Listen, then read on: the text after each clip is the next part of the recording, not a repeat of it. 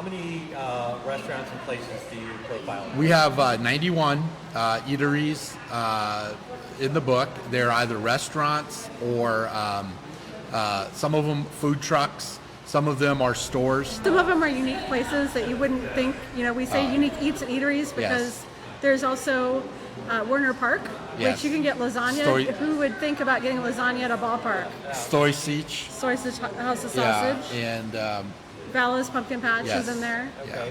Yeah, so we have quite a variety in there. So how did you get to this list of 91 places? It was really fluid.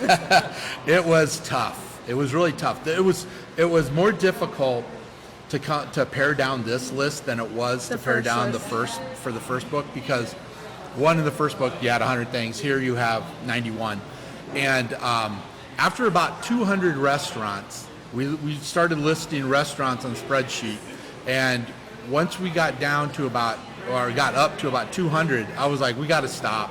Now we need to pare it down. So we did. We pared down ones that we really honestly knew that people would be interested in, ones that we like. And really the restaurants that are in here are ones that we like. And so we did that, and then we wanted to balance it out. So we wanted the whole city represented, the whole area. So we have some Sarpy County. We've got Pink Poodle from Crescent, Iowa, on that side of the river. And then we've got some just spread around town. So we did try to represent the city as fairly as possible. So, which unfortunately meant that that some restaurants would be left out, and that's the downside of it, because if I could have included every single restaurant in Omaha, I would have. And the neat thing about it is they're all locally owned, or they have an Omaha connection. So you guys have been to all 91 of these places? He has. Okay. I have. Yes, How many of them have you been to? Probably over 80. Okay. Yeah. So yeah. most of them. Yes. Most of them. Yeah, and there are some that we learned about when we were doing interviews. I'd be talking to somebody, and they'd say, "Well, are you going to interview so and so?" And I'd be like, I don't even know what you're talking about. What are you talking about? And so then they would tell me about it, and it's like, I thought, I've lived here over 30 years. How many restaurants, could I not have heard about? But there were a few, but they were neat discoveries for me, and there are some that have become my immediate favorites. So they were good discoveries. So the book's called Unique Eats and Eateries. What is unique about food in Omaha? Oh, that's a very good question. I think the unique part of food in Omaha is that, I think almost every continent is represented in Omaha, short of Antarctica. But I think you can find something from just about any type of ethnic background you're interested in. And I've talked to other people who are foodies, and they've told me that you don't get that in every city, especially a city our size, that you have such a wide a wide selection of ethnic foods. So I think that's unique for Omaha. I think the fact that we have a strong Italian presence, and that's reflected in a lot of the restaurants and a lot of the menus. And even with the Italian, you can get different varieties. So that's one of the neat things about it. I think one of the unique things about the book is not just the fact that it talks about the food or the restaurant, but it's the stories that developed and how these restaurants came about. It's a story behind the restaurant. Yeah. It's like with Malara's. It's she was here she is an Italian immigrant via Argentina, and she lost her husband at a very young age. He unfortunately passed away in an accident. So she was in her early 30s, had 4 small children, had to take care of them. So she used what she knew, and that was making ravioli. So she did sell ravioli, from her home, and then that ended up leading to having a restaurant. And that one is that was one that I learned about when I was working on the book, and that is now one of my favorite restaurants. So when it comes, like, if someone's going to say to you, hey, there are lots of different ethnic restaurants in Omaha, which ethnicity, which country does it best here? Wow. I think my politically walking the fence answer is, everyone does something well in each of the restaurants. Otherwise, they wouldn't be in business for as long as they've been. But I think our Italian, the Italian heritage that's in the city, that the Italian food is some of the best that you'll get in the world. Again, from Malares to La Sola Mio, just across the board. And then, of course, steak. I don't think there's a city that does steak better than Omaha. Kansas City has its barbecue. We have our steak. All right, so best steak restaurant in Omaha. Again, that's a tough question. I think it depends on your interests. One of my personal favorite has been Anthony's. And the reason for that is it was the first steakhouse I ate at when I moved to Omaha after I got out of the Air Force. So I think that I developed a loyalty to them, and I've never been disappointed with Anthony's.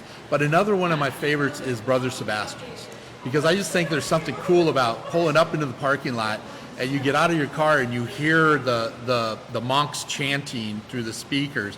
The restaurant looks like a Spanish mission. You go in and the staff, the servers are dressed as monks, and the rooms are designed like they're in a monastery, and the food is just outstanding. And then they have great wine, and that's one of the things that the owner is proud of, is their wine selection. How about for you, Lisa?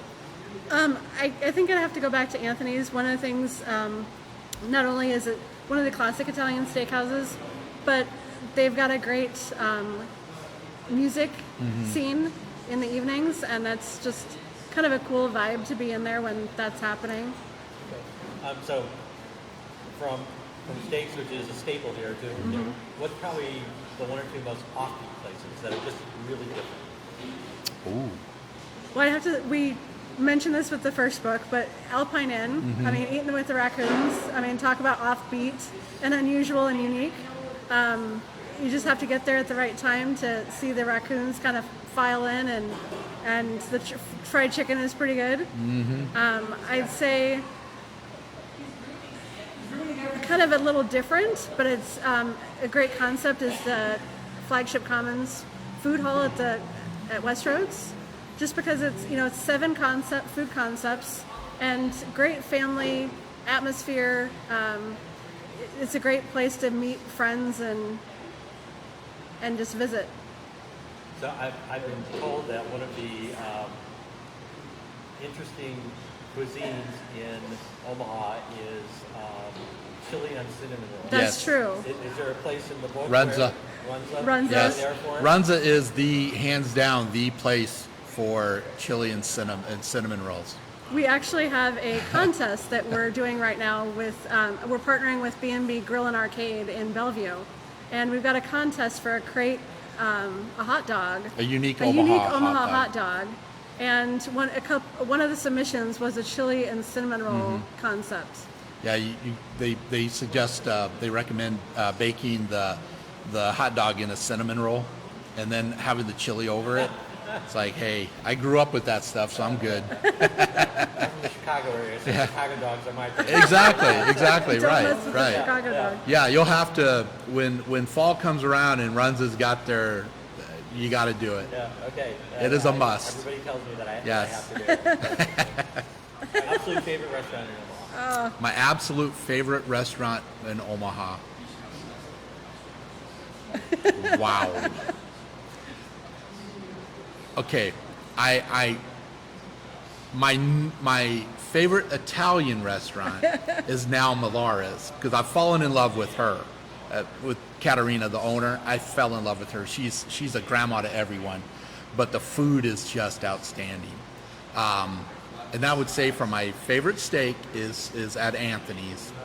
My favorite burger, no offense to anyone else, is Stella's, and our oldest daughter actually got me turned on to Stella's. So if you haven't had Stella's yet, you have to go there. Don't try the Stellanator, because you basically have to go see your cardiologist. Right leave that up. I leave that up to the younger people. But then for hot dogs, it's B&B. Oh How about for boy. you? Wow. I knew that question was coming, but I don't know. I mean, it depends on what I'm in the mood for. I'm always a breakfast person, so right now it's Saddle Creek Breakfast Club, but it could change on a dime. I mean, depending on what I'm in the mood for and what's out there, you choose any genre and there's a different favorite. Yeah. I mean, that's one thing about Omaha is there's competition, but each place has its own unique flavor and concept, and they're all different. They don't do anything almost the same. Even our pizza places I don't even think there's a pizza place that is anything like the other. Is there sort of a, having lived in New York and Chicago, is there an Omaha style of pizza? I don't know that there is. I think some people would probably tell you there is, but I don't think we have our own identity. I think what helps with the Omaha pizza scene is that like Zio's may take the New York style and they make it their own, and then you've got La Casa with the squares, and if anything, Orsi's is the same way. So I think, like, if you were to say, is there an Omaha style pizza, and I know that I'll have my critics for this, but I would say it's probably that style where they cut it in squares, because a lot of places will do that, but you really don't see that in other areas, I don't think. You primarily see it in Omaha. Moving from savory to sweet, I want something sugary. Where do I go? Cupcake Island is a really good choice. They're 120th and Pacific area. Actually, they're just in the same area as Brother Sebastian's, over by Bronco Burgers. I think those would be a good choice. Jones Brothers and Exarban Village are out west, would be another good choice. Whisk and Measure is a good choice for vegan, if you follow a vegan diet, because she's really taken off with that. Yeah, I'd say Coneflower Creamery for their ice Another cream. vegan and friendly. Ted and Wally's for their flavors of the day. There's so many options.